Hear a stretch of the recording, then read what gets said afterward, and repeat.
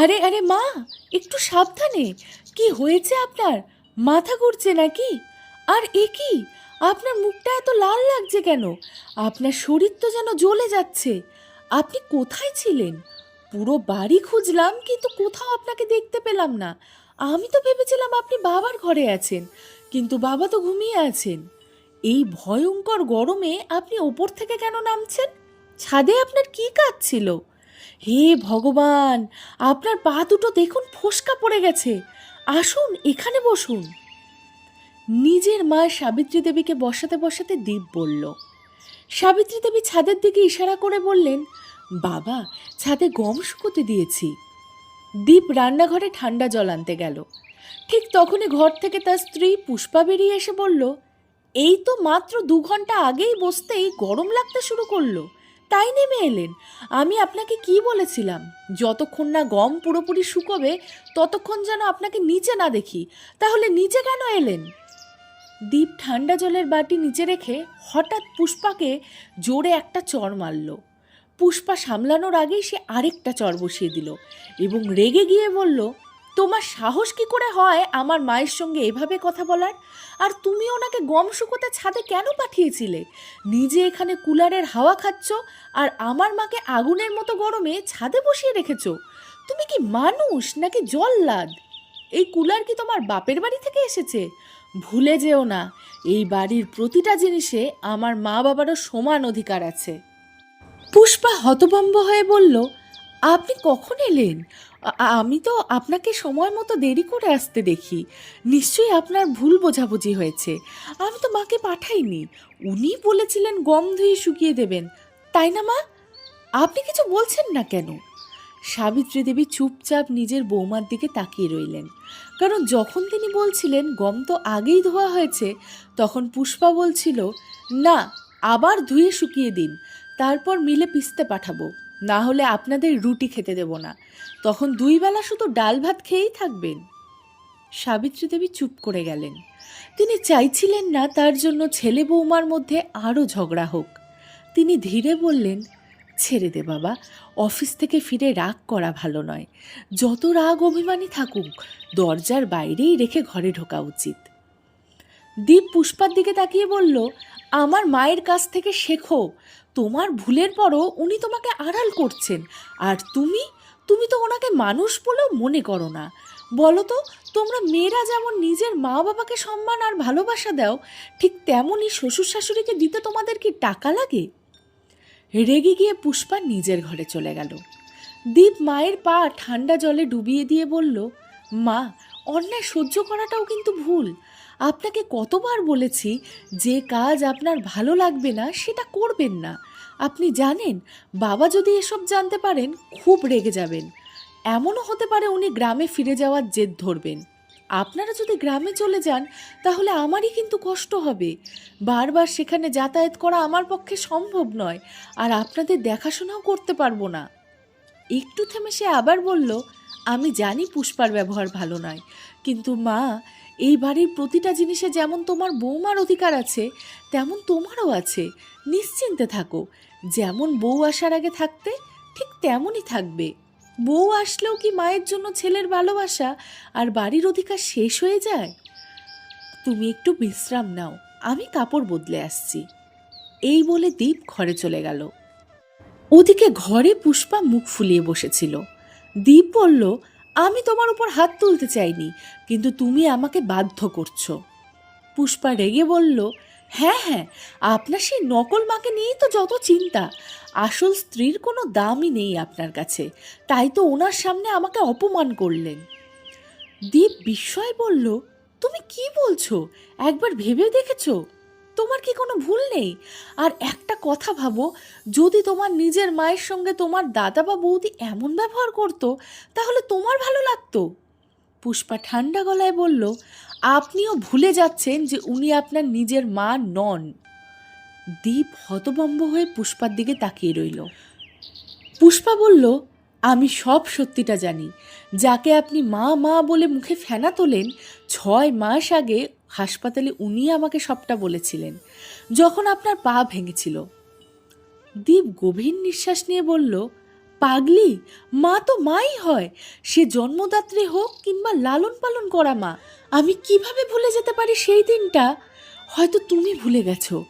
আর আমি যদি আজ তোমার সামনে জীবিত হয়ে দাঁড়িয়ে থাকি, তাহলে শুধুমাত্র এই মা আর বাবার জন্যই।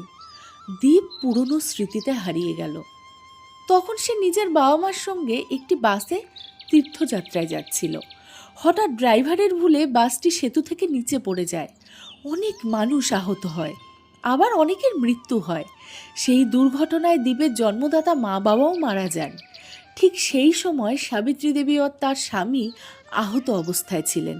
তারাই ছোট্ট দ্বীপকে বুকের মধ্যে জড়িয়ে নিয়েছিলেন।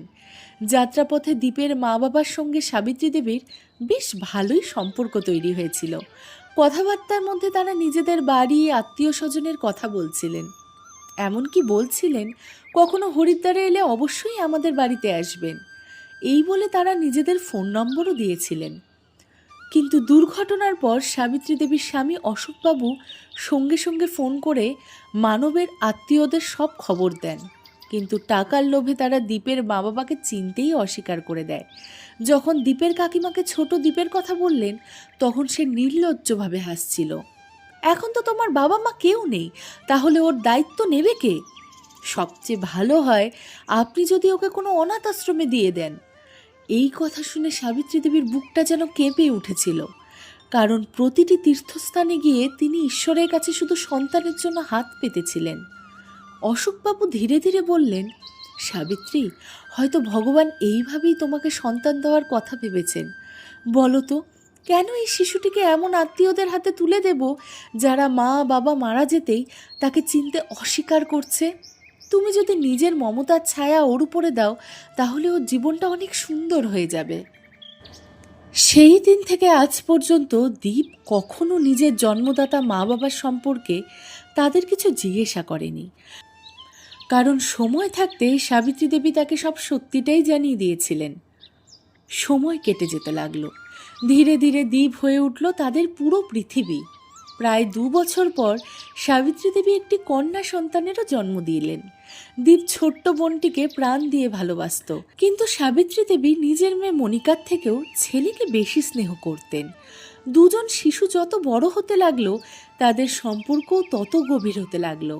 পরে যখন মনিকা জানতে পারল যে দীপ তার নিজের দাদা নয়, তখন তার মনে দীপের জন্য ভালোবাসা আর সম্মান আরও বেড়ে গেল।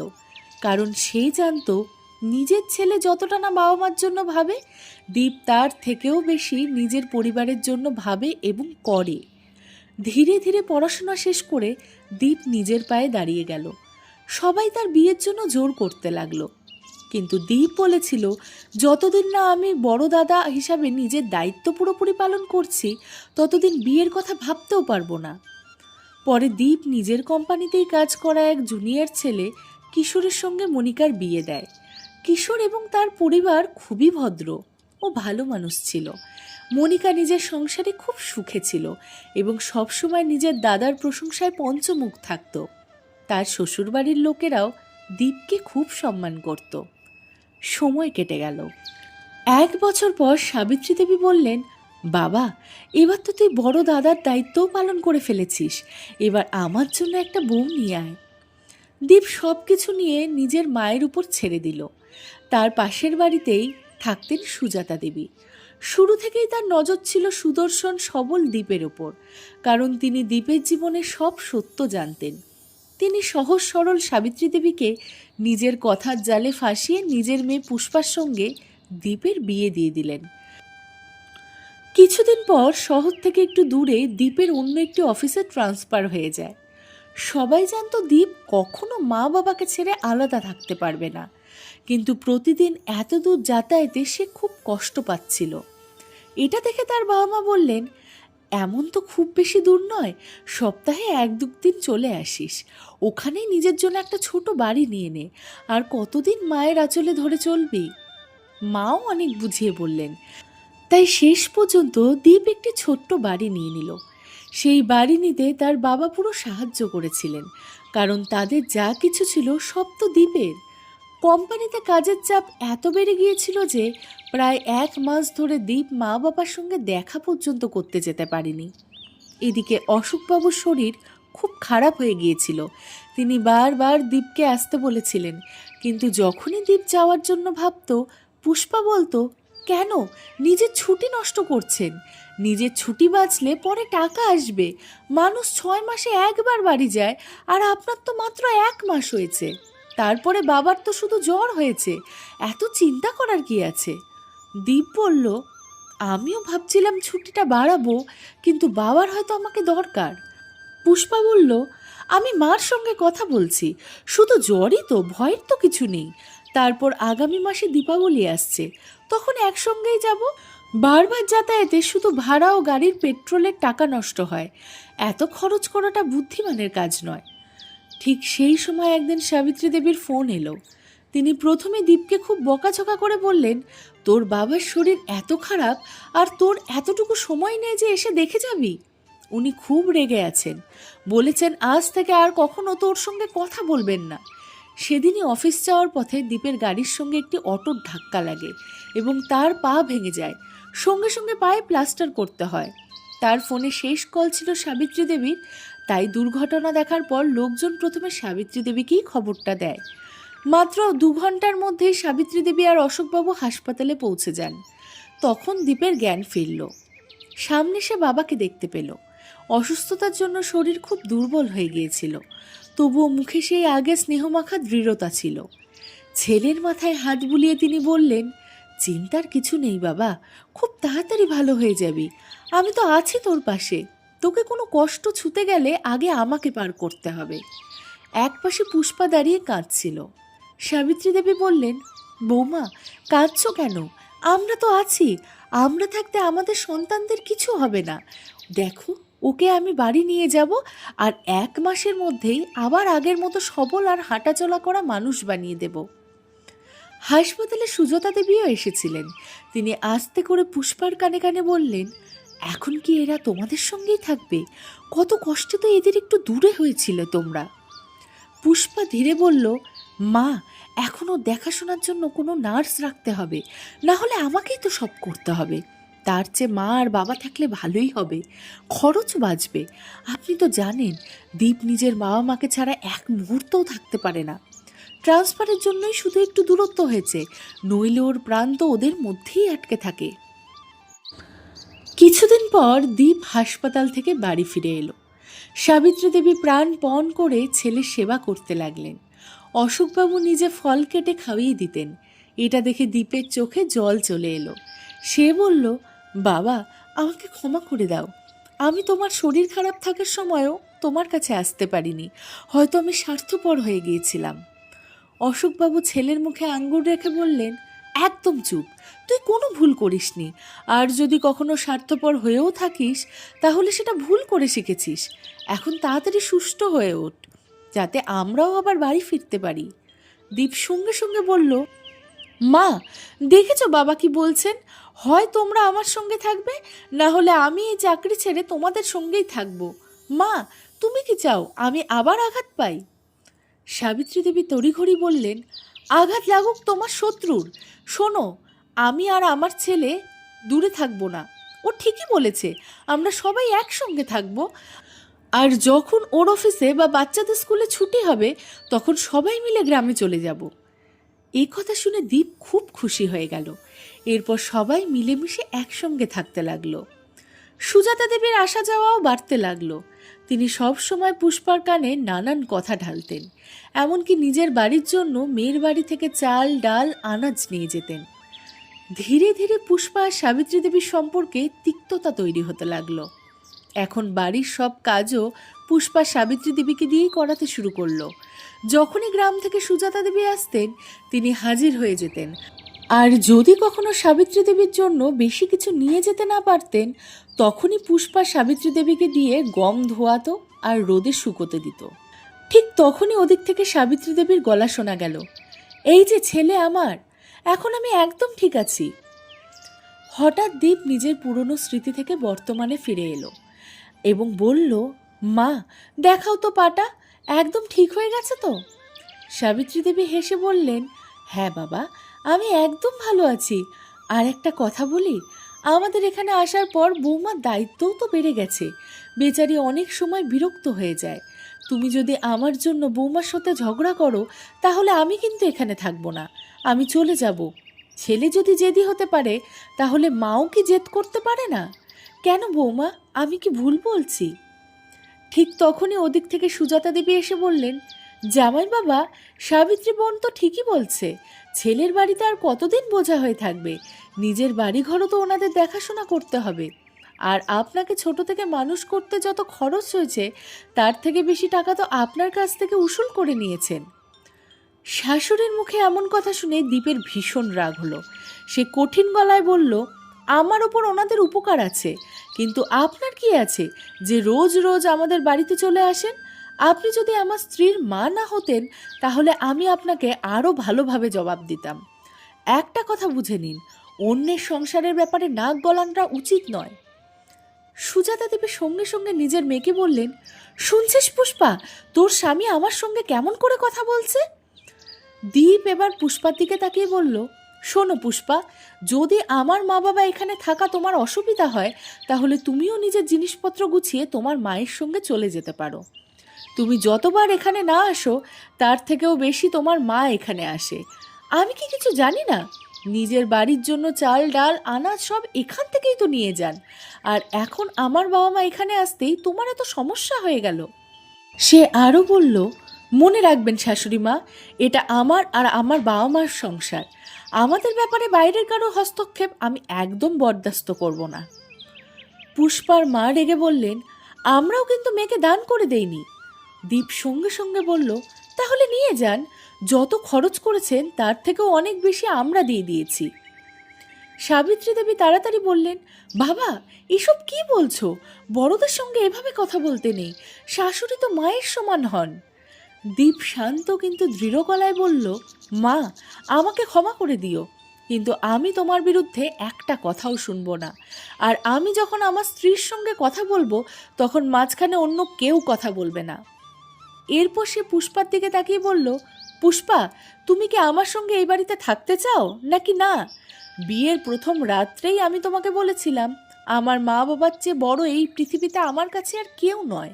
তুমি আমাকে অনেক উস্কানোর চেষ্টা করেছো, কিন্তু ভালোই হয়েছে, ঈশ্বর আমাকে আঘাত দিয়ে আমার ভুলটা বুঝিয়ে দিয়েছেন। এইবার এই বাড়িতে তোমার সময় শেষ।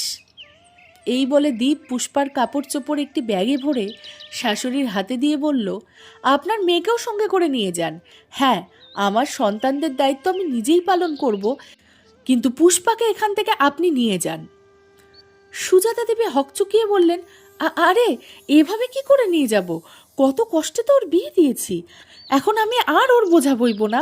এখান থেকে চাল ডাল খাওয়া দাওয়া সব পাওয়া যেত বলেই তো আমাদের সুবিধা হচ্ছিল, এখন ওকে নিয়ে গেলে আমি নিজের খরচ বাড়াবো নাকি? এই কথা বলে তিনি পুষ্পার ব্যাগটা মাটিতে ফেলে দিয়ে সেখান থেকে চলে গেলেন। নিজের মায়ের মুখে এসব কথা শুনে পুষ্পা যেন স্তব্ধ হয়ে গেল।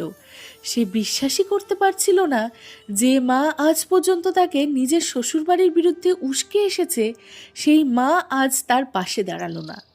সে কান্নায় ভেঙে পড়ে সাবিত্রী দেবীর পা জড়িয়ে ধরে বলল, মা আমাকে ক্ষমা করে দিন, আমি আমার মায়ের কথায় ভুল পথে চলে গিয়েছিলাম, নইলে আপনার জন্য আমার মনে সব সময় সম্মান ছিল। আমি কি করলে আপনি আমাকে ক্ষমা করবেন মা? দীপ কিছু বলো মাকে, আমাকে ক্ষমা করে দিতে বলো। সাবিত্রী দেবী সঙ্গে সঙ্গে পুষ্পাকে তুলে ধরে বুকে জড়িয়ে বললেন, বৌমা, সকালে ভুল পথে চলে যাওয়া মানুষ যদি সন্ধ্যায় বাড়ি ফিরে আসে আর তাকে পথভ্রষ্ট বলা হয় না। আমার কাছে যেমন আমার ছেলে তেমনই তুমি। সাবিত্রী দেবী পুষ্পাকে এত ভালোবাসা দিল যে পুষ্পার মনে হলো এতদিন সে নিজের মায়ের কথায় ভুল বুঝে এই সত্যিকারের স্নেহ থেকে নিজেকে বঞ্চিত করছিল। পরে সুজাতা দেবী আবারও পুষ্পার সঙ্গে সম্পর্ক ঠিক করার চেষ্টা করেছিলেন, কিন্তু পুষ্পা হাতজোড় করে বলেছিল, আপনি আমার মা, তাই দূরত্ব বজায় রাখুন, তাতেই আপনার মেয়ের ভালো হবে। তারপর থেকে পুষ্পা নিজের শ্বশুর শাশুড়ির খুব যত্ন নিতে শুরু করল, আর শ্বশুর শাশুড়িও তার উপর অফুরন্ত ভালোবাসা বর্ষণ করতে লাগলো। নাতি নাতনিদের সঙ্গে সাবিত্রী দেবী আর অশোকবাবু খুব সুখে শান্তিতে দিন কাটাতে লাগলেন। বন্ধুরা, যেখানে ভালোবাসা থাকে সেখানে অচেনা সম্পর্কও একসময় গভীর বন্ধনে জড়িয়ে যায়। সম্পর্কের মধ্যে মানুষ আসলে খোঁজে শুধু সম্মান, ভালোবাসা আর আপন করে নেওয়ার অনুভূতি। বলুন তো, আমরা কি আমাদের বড়দের এতটুকু সম্মান আর ভালোবাসাও দিতে পারি না? তো বন্ধুরা, আশা করি আজকের গল্পটি আপনাদের ভালো লেগেছে। গল্পটি ভালো লাগলে ভিডিওটিকে লাইক করুন এবং চ্যানেলটি সাবস্ক্রাইব করতে ভুলবেন না। আপনার মতামত আমাদের কমেন্টে জানান। ধন্যবাদ।